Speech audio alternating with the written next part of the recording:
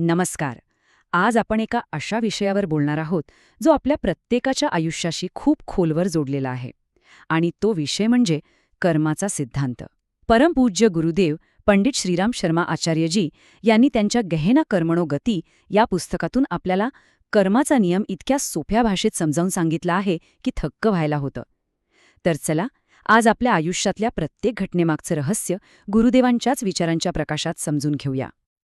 आजच्या या आपल्या प्रवासात आपण काय काय पाहणार आहोत? सगळ्यात आधी आपण कर्माचं गूढ रहस्य समजून घेऊ. मग सुख दुःख खरंच काय येतात यावर बोलू. त्यानंतर कर्माचे ते 3 महत्त्वाचे प्रकार पाहू आणि मग कळेल की आपणच आपल्या भाग्याचे शिल्पकार कसे आहोत.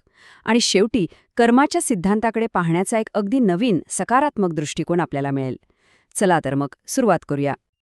तर आपल्या प्रवासाचा पहिला थांबा आहे कर्माचं गूढ रहस्य. आपल्या सगळ्यांनाच हा प्रश्न कधी ना कधी नक्कीच पडतो, नाही का? की अरे, आयुष्यात काही गोष्टी इतक्या अचानक, इतक्या अनपेक्षितपणे का घडतात? कधी कधी वाटतं की चांगल्या माणसासोबत वाईट होतंय आणि वाईट माणसाला सगळं चांगलं मिळतंय. असं का? हाच तो मूळ प्रश्न आहे जो आपल्याला सतत गोंधळात टाकतो. आयुष्यात हे अचानक येणारं सुख आणि दुःख हे कुठून येतात? गुरुदेवांनी त्यांच्या आकस्मिक सुखदुःख या प्रकरणात याचं इतकं सुंदर उत्तर दिलंय. ते सांगतात की या जगात काहीही, अगदी काहीही आकस्मिक किंवा विनाकारण घडत नाही. अगदी प्रत्येक घटनेमागे कर्माचा एक अतूट आणि अटळ नियम काम करत असतो. अच्छा, मग जर सगळं काही कर्माच्या नियमानेच चालतं, तर मग हे सुख दुःख येतं कुठून? याचं मूळ कारण काय? हे समजून घेण्यासाठी आपल्याला गुरुदेवांच्या नजरेतून दुःखाकडे बघावं लागेल, त्यांनी केलेलं विश्लेषण समजून घ्यावं लागेल. आपल्या आध्यात्मिक शास्त्रांमध्ये दुःखाचे 3 प्रकार सांगितलेत. त्यांना त्रिविध ताप असं म्हणतात. पहिलं आध्यात्मिक, म्हणजे शारीरिक आणि मानसिक दुःख. दुसरं आधिभौतिक, म्हणजे इतर माणसं किंवा प्राण्यांकडून होणारा त्रास. आणि तिसरं आधिदैविक, म्हणजे पूर, भूकंप यांसारखी नैसर्गिक संकटं. गुरुदेव काय सांगतात माहितीये? या तिन्ही दुःखांची मुळं, त्यांचं मूळ कारण आपल्याच कर्मांमध्ये दडलेलं आहे. पण इथे खूप मोठा फरक आहे, जो आपण समजून घेतला पाहिजे.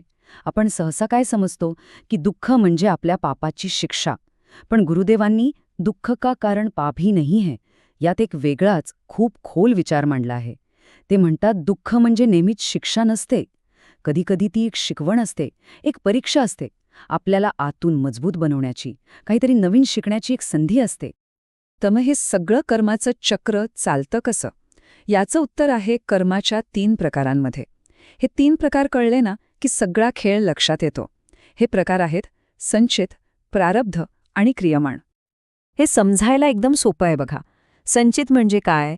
तर आपल्या सगळ्या जन्मांच्या कर्मांचे एक मोठं बँक अकाउंट. त्यात सगळं जमा आहे. प्रारब्ध म्हणजे त्या अकाउंटमधून या जन्मात भोगायला आलेला वाटा, ज्याला आपण सोप्या भाषेत नशीब किंवा भाग्य म्हणतो. आणि सगळ्यात महत्त्वाचं क्रियमाण कर्म, म्हणजे आत्ता या क्षणी आपण जे काही करतोय ते. आणि गंमत म्हणजे ह्याच क्रियमाण कर्मांवर आपलं 100% नियंत्रण असतं. आणि इथेच, अगदी इथेच कर्माच्या सिद्धांताची सगळ्यात मोठी ताकद, सगळ्यात सकारात्मक गोष्ट दडलेली आहे. गुरुदेव आपल्याला आठवण करून देतात की आपण परिस्थितीचे गुलाम नाही, तर आपण आपल्या नशिबाचे निर्माते आहोत. आपणच आपले भाग्यविधाते आहोत. परमपूज्य गुरुदेवांचं हे वाक्य ऐका, किती ताकद आहे यात. अपनी दुनिया के स्वयं निर्माता, या विचारातून ते आपल्याला हीच शक्ती देतात. ते स्पष्टपणे सांगतात की आपलं भविष्य कोणत्या ग्रहांवर किंवा हातावरच्या रेषांवर अवलंबून नाहीये. ते आपल्याच विचारांवर आणि आपल्याच कर्मांवर अवलंबून आहे. त्यामुळे तक्रार करण्यापेक्षा आपल्या कर्मांवर लक्ष केंद्रित करणं जास्त महत्त्वाचं आहे. ही एक ओळ खरं तर सगळं काही सांगून जाते. आजचं आपलं क्रियमाण कर्म, म्हणजे आज आपण जे करतोय तेच आपलं उद्याचं प्रारब्ध, म्हणजे आपलं भाग्य बनणार आहे. याचा सरळ अर्थ काय? तर भविष्य बदलण्याची चावी आपल्याच हातात आहे आणि ती वर्तमानात आहे. ही एक मोठी जबाबदारी आहे, पण त्याहूनही मोठी संधी आहे. चला, आत्तापर्यंत आपण कर्माचं रहस्य, त्याचे प्रकार आणि त्यातली खरी ताकद समजून घेतली. पण आता सर्वात महत्त्वाचा प्रश्न, या ज्ञानाचा आपल्या रोजच्या आयुष्यात, आपल्या जीवनात उपयोग कसा करायचा? तर मग ह्या सगळ्या चर्चेतून आपण काय शिकलो? पहिली गोष्ट, आयुष्यात काहीही विनाकारण घडत नाही. प्रत्येक गोष्टीमागे कर्माचा नियम आहे. दुसरी गोष्ट, दुःखाकडे शिक्षा म्हणून नाही तर एक शिकण्याची संधी म्हणून बघा. आणि सगळ्यात महत्वाची गोष्ट, आपलं भविष्य हे पूर्णपणे आपल्या सध्याच्या कर्मांवर म्हणजे क्रियमाण कर्मांवर अवलंबून आहे, ज्यावर आपलं पूर्ण नियंत्रण आहे. याचा अर्थ आपण चांगले विचार आणि चांगली कर्म करून आपलं भविष्य निश्चितपणे उज्ज्वल बनवू शकतो. आणि शेवटी गुरुदेवांच्या या एका सुंदर विचाराने आपण थांबूया. कर्माचा सिद्धांत हा भीतीदायक नाहीये, उलट तो एक आश्वासन आहे, एक गॅरंटी आहे की आपलं भविष्य आपल्याच हातात सुरक्षित आहे. किती दिलासा देणारी गोष्ट आहे ही, नाही का? म्हणजे आपल्या आयुष्याची सूत्र पूर्णपणे आपल्या हातात आहेत. गरज आहे फक्त योग्य दिशेने प्रयत्न करण्याची, योग्य क्रियमाण कर्म करण्याची.